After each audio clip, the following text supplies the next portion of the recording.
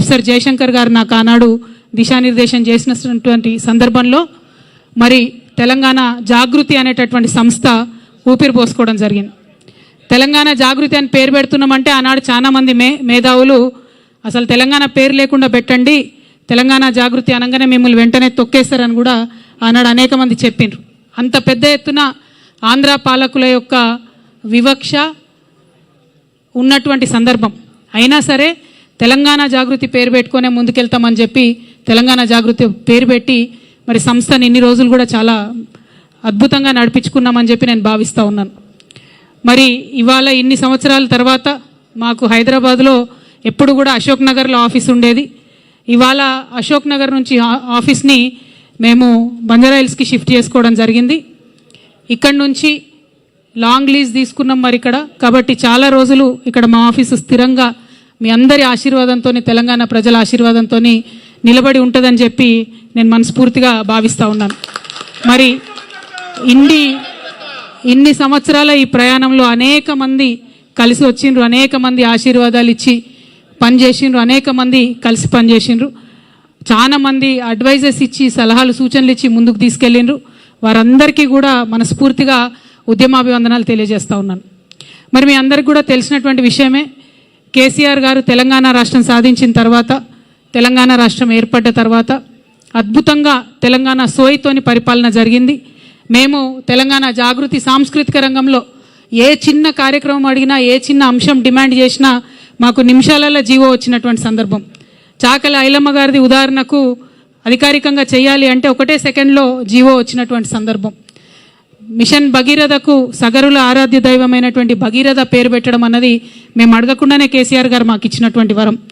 అట్లా ఏ ఒక్క అంశం తీసుకున్నా సేవాలాల్ మహారాజ్ యొక్క జయంతిని అఫీషియల్గా ప్రభుత్వం నుంచి చేసిన ఏకైక ప్రభుత్వం కేసీఆర్ గారి ప్రభుత్వం భారతదేశంలో.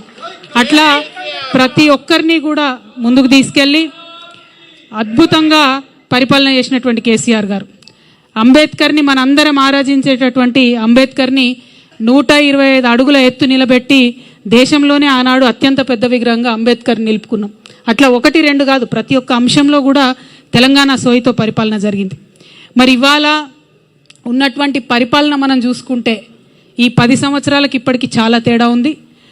మన కర్మ ఏందంటే ఇప్పుడున్నటువంటి మన ముఖ్యమంత్రి గారు కనీసం జై తెలంగాణ అని కూడా అన్నారు. ఇవాళ మా తెలంగాణ జాగృతి ప్రారంభించుకున్న ఇక్కడ కొత్త ఆఫీస్ని, స్టేట్ ఆఫీస్ని ప్రారంభించుకున్న సందర్భంగా ఎల్లుండే రాష్ట్ర అవతరణ దినోత్సవం వస్తుంది. నేను రాష్ట్ర ముఖ్యమంత్రి గారిని డిమాండ్ చేస్తూ ఉన్నాను, సీఎం గారు కనీసం ఇప్పటికన్నా మీరు జై తెలంగాణ నినాదం అనండి. ఎల్లుండి రాష్ట్ర అవతరణ దినోత్సవం నాడు కనీసం అమరవీరులకు నివాళులు అర్పించండి అని చెప్పి నేను ముఖ్యమంత్రి గారిని డిమాండ్ చేస్తూ ఉన్నాను. నిజానికి జై తెలంగాణ అనని వాడికి, తెలంగాణ అమరవీరులను తలుచుకోనటువంటి వారికి, నివాళులు అర్పించని వారికి ఆ కుర్చీలో కూర్చునే అర్హత కూడా లేదు. కానీ తెలంగాణ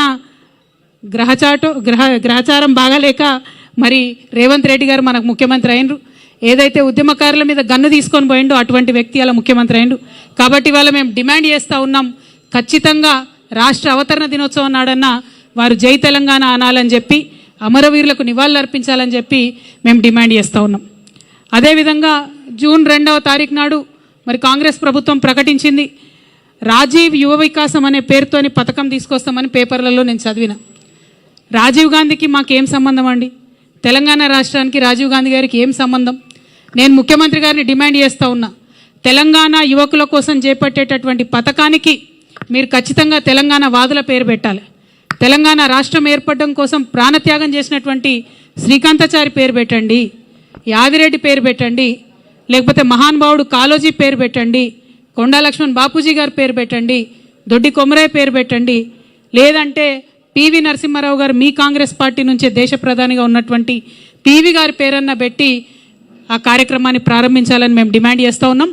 తెలంగాణ యువ వికాసం అనే పేరుతోని కార్యక్రమం ఉండాలి కానీ రాజీవ్ యువ వికాసం అనే పేరుతోని కార్యక్రమం ఉండకూడదని, అది కూడా మీరు అవతరణ దినోత్సవం నాడు ప్రారంభిస్తున్నారు కాబట్టి మేము ఈ డిమాండ్ చేస్తూ ఉన్నాం. అదేవిధంగా తెలంగాణ రాష్ట్ర